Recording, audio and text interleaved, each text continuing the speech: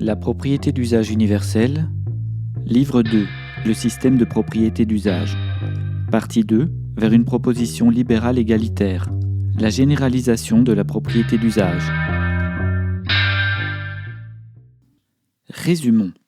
La loi de l'usage empêchera la délégation du travail à un tiers, locataire, et rendra impossible l'accumulation lucrative de la propriété, donc l'exploitation de l'homme par l'homme. Contrairement au mode lucratif, dont les couches supérieures aspirent du travail par capillarité, tout en laissant croire au mythe du self-made man, la loi de l'usage permettra de reverser complètement la richesse produite au travail sans rente facturée aux travailleurs, loin du surtravail.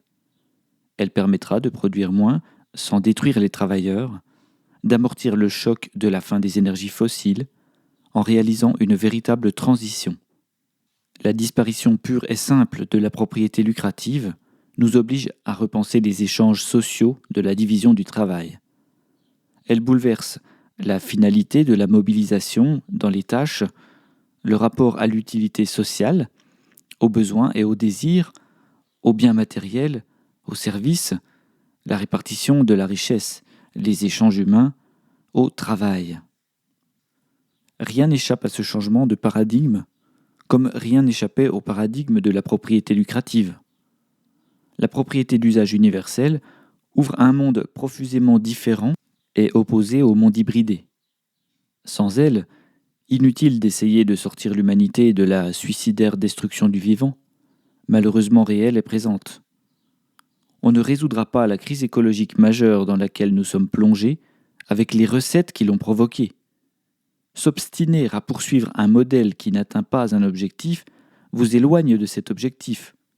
S'obstiner dans la croissance verte, la croyance en l'infinité des ressources, a consisté simplement à nier le réel.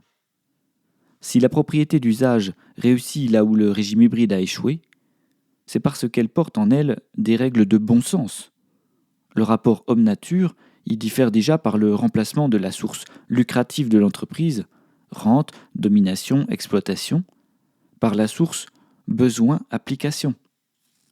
Énonçons-en quelques préceptes concrets à ce stade de l'exposé. Tout travailleur est propriétaire privé de l'outil de production qu'il mobilise à hauteur du travail fourni. Il a pour charge d'organiser la production, de fournir le travail abstrait et concret et de valoriser la propriété. Un travailleur a l'obligation d'user lui-même de la propriété qui lui a été payée par la société. Il ne peut en déléguer l'usage, ni en tirer une rente sur le travail d'autrui. Il ne peut la transmettre à ses héritiers et doit mettre fin à sa concession lorsqu'il cesse de la mobiliser, c'est-à-dire la rendre en héritage au reste de la société pour que son capital soit réinvesti dans l'activité économique. Le travail est rémunéré pour la totalité de la valeur échangeable des productions, directement sous forme de traitement, indirectement sous forme de gratuité. Le financement par cotisation-subvention remplace le système d'avance, crédit bancaire lucratif et marché financier, titrisation. L'État, s'il passe des commandes de production aux fonctionnaires, laisse la liberté à ces derniers de gérer l'outil de production, car ils en ont l'usage. Les caisses économiques collectent la cotisation, subventionnent la création de nouveaux outils de production. Elles sont contrôlées par les travailleurs, des élus, des citoyens, le plus localement possible. L'impôt progressif disparaît, il n'a plus de sens, puisque les revenus se limitent naturellement à la quantité de propriété d'usage qu'une personne peut exploiter de ses moyens physiques propres, sans déléguer l'usage. Nous pourrions penser que dans un mode de propriété d'usage, de talentueux entrepreneurs puissent s'arranger pour augmenter seuls leur propriété et s'enrichir, comme on le faisait au temps révolu du capitalisme. Mais je répète qu'il y a une limite qui possède une réelle naturalité, c'est la limite du travail humain. Vu qu'avec la propriété d'usage, il faut user, donc travailler pour se rendre propriétaire, il va de soi que la limite de la propriété sera fixée par la capacité de travail de chacun.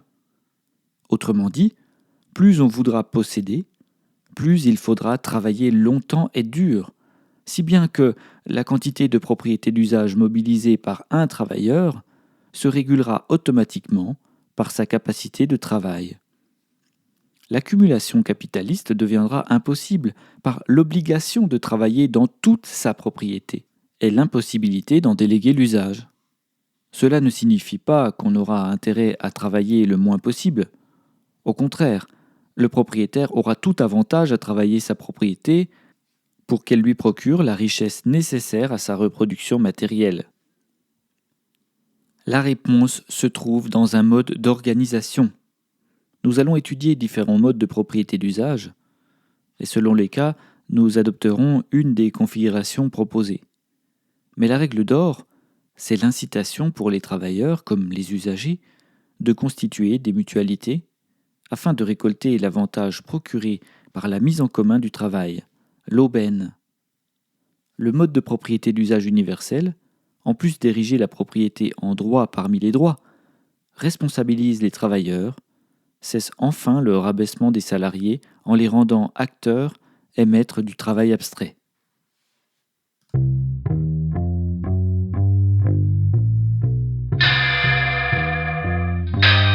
Retrouvez le texte intégral sur lapropriétédusage.com.